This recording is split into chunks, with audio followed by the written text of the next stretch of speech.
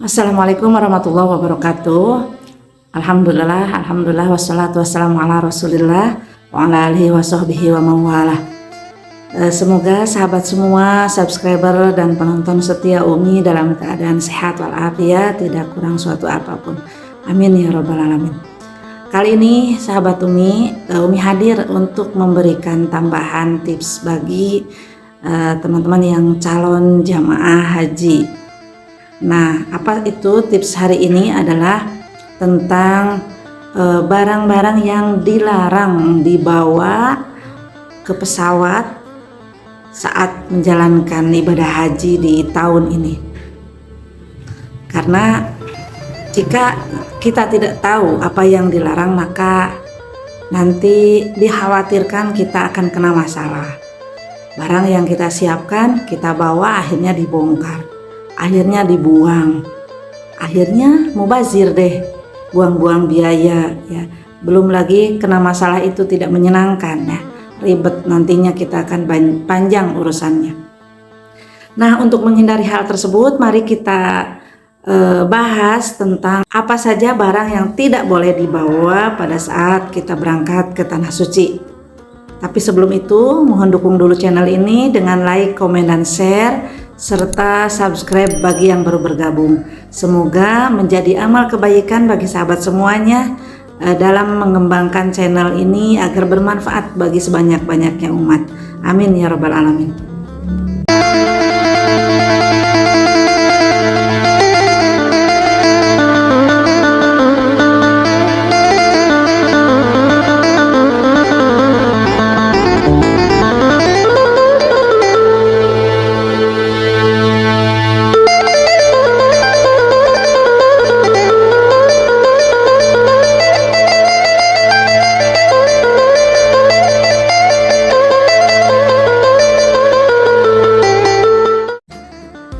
Pada saat kita akan berangkat ke Tanah Suci, maka segala persiapan tentu sudah sangat kita siapkan ya. Seperti di video Umi sebelumnya tentang perlengkapan yang harus dibawa oleh jamaah, maka sekarang Umi kasih warning, kasih pengingat tentang apa yang tidak boleh dibawa. Yang pertama adalah senjata tajam. Nah, barang-barang yang berupa senjata tajam seperti pisau, golok, cutter ya, gunting, itu sebaiknya tidak dibawa. Kalaupun kebutuhan gunting ya, terutama karena buat tahalul kan ya, gunting kalaupun Anda mau bawa, maka membawalah gunting yang dilipat ya, seperti yang dilipat yang kecil ya, sehingga itu tidak akan terlindungi si ketajamannya, dan simpan juga di tas tentengan, bukan di tas kabin atau koper. Nah, selebihnya cutter, pisau dan sebagainya itu sebaiknya tidak usah dibawa. Nanti teman-teman bisa beli di sana. Karena yang namanya pisau, golok, cutter itu memang sangat nyata dianggap barang-barang berbahaya. Oke teman-teman, yang pertama senjata tajam. Terus kemudian yang kedua adalah perhiasan atau uang yang berlebihan. Jadi boleh teman-teman pakai cincin, tapi tidak berlebihan. Kalau pakai emas banyak gitu, gelang, kalung, cincin, dibawa juga di boxnya, nah itu termasuk berlebihan, nanti dilarang dibawa. Lalu uang dianggap berlebihan atau dilarang itu berapa banyak sih? Maksimal membawa uang itu sebanyak 100 juta rupiah. Uang cash 100 juta rupiah. Atau uang asing yang nilainya setara dengan 100 juta. Menurut Umi, kalau ada yang bawa uang cash 100 juta itu sudah sangat banyak ya, mau beli apa gitu kira-kira di sana. Karena orang kita bawa uang 5 juta aja udah cukup gitu ya. Tapi kalau memang Anda punya kepentingan yang mengharuskan Anda membawa 100 juta ya, diusahakanlah dibawa dengan cara yang aman. Atau lebih aman lagi Anda bawa saja ATM ya. Nanti di sana bisa gesek, bisa ambil uang tunai di sana. Itu lebih aman daripada kita menggendong uang cash 100 juta. Nah, itu kan riskan dengan pencurian dan kehilangan. Bagaimana jika membawa lebih dari itu? Kalau membawa lebih dari 100 juta, maka itu harus membuat laporan, mengisi formulir pernyataan bahwa kita mau uang banyak, dan itu pun harus sepengetahuan pembimbing kloternya ya, supaya keamanannya diprioritaskan. Tapi saran Umi sih nggak usah ya, nggak usah, ngapain kita bikin repot diri sendiri, memikirkan menjaga uang ya sebanyak itu, untuk apa sih gitu. Mending kita tenang aja, nggak bawa uang banyak gitu. Di sana kan mau ibadah secara maksimal. Oke, yang selanjutnya adalah tidak boleh membawa peralatan yang mengandung gas, semacam mungkin korek api, semacam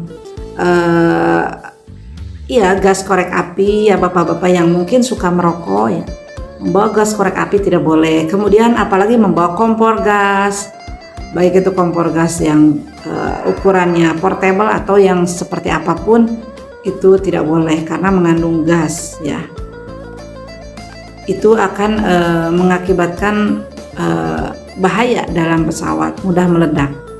Yang keempat adalah bahan yang mudah terbakar, seperti kembang api atau bahan-bahan yang mengandung bensin, mengandung minyak tanah, kemudian bahan pemutih, kemudian sisa-sisa mesin kendaraan yang mengandung zat-zat yang memang mudah terbakar dan tersulut api. Itu tidak boleh dibawa. Kemudian yang selanjutnya adalah barang-barang berbahan magnet.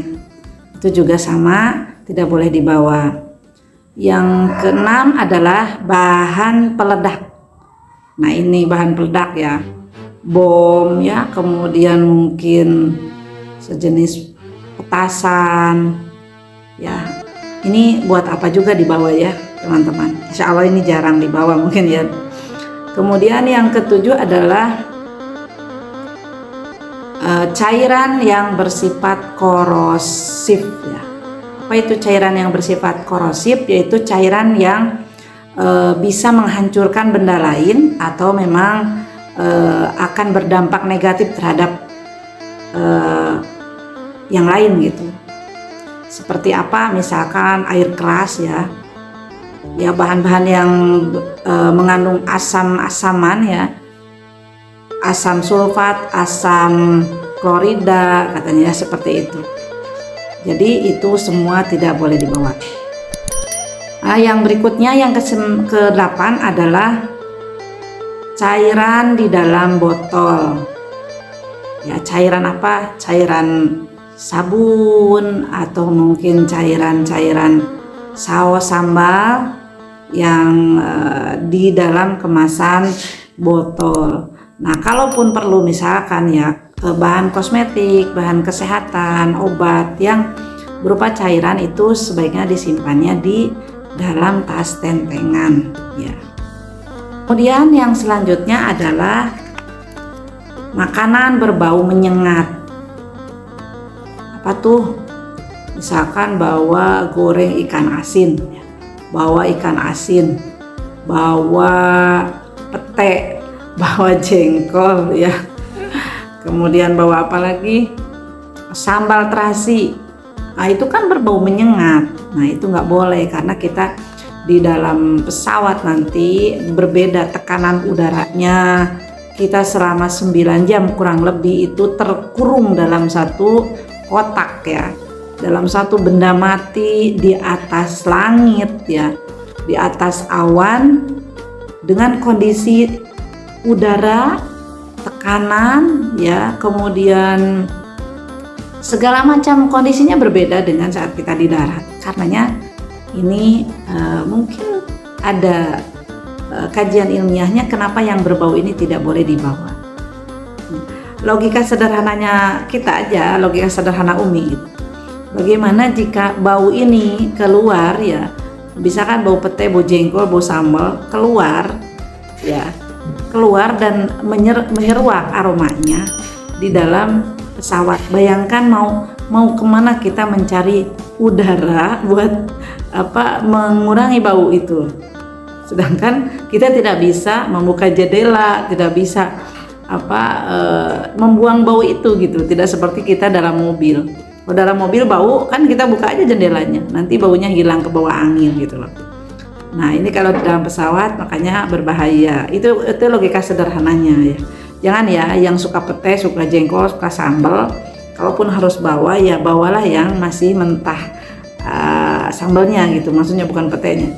Sambalnya masih mentah, misalkan ya sinti aja gitu, sambal kacang yang steril juga bungkusnya. Ya. Atau mungkin yang berupa saset-saset ya, itu kan lebih aman, jangan sambal terasi.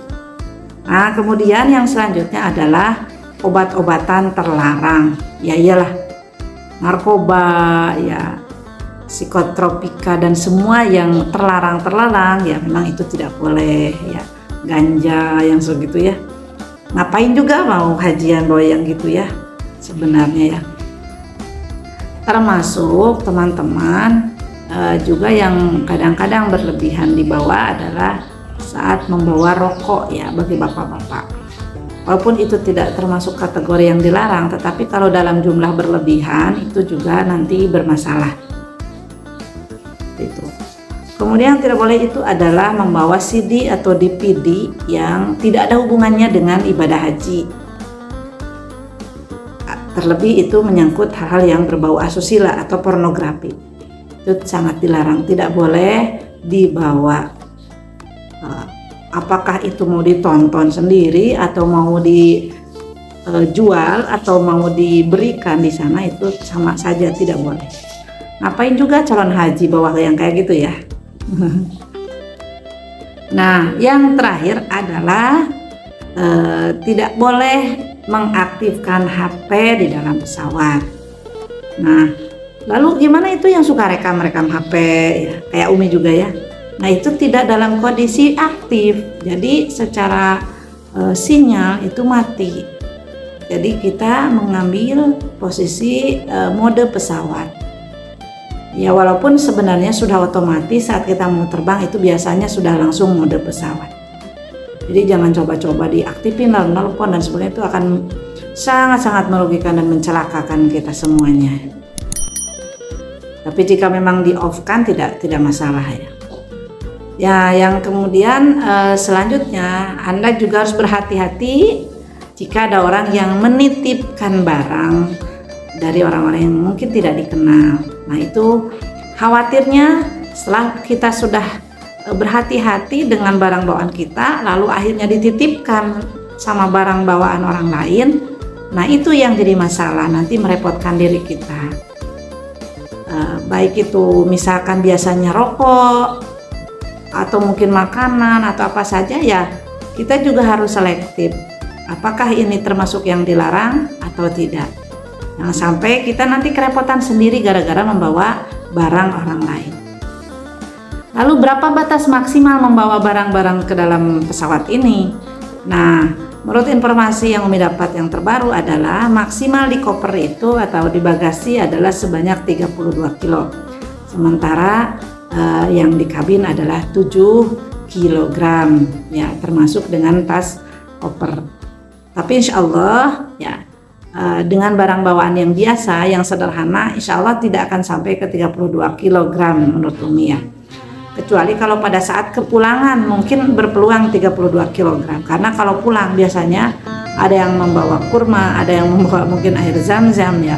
Walaupun memang secara aturan tidak boleh membawa air zam-zam dalam pesawat. Nah itu yang Umi paparkan hari ini, semoga bermanfaat terutama bagi Anda yang akan berangkat ke Tanah Suci. Jika dirasa video ini Anda sukai dan bermanfaat, maka mohon dukungannya untuk like, kemudian komen serta share kepada sahabat-sahabat yang lain, barangkali mereka juga membutuhkan. Terima kasih sudah menyimak. Assalamualaikum warahmatullahi wabarakatuh.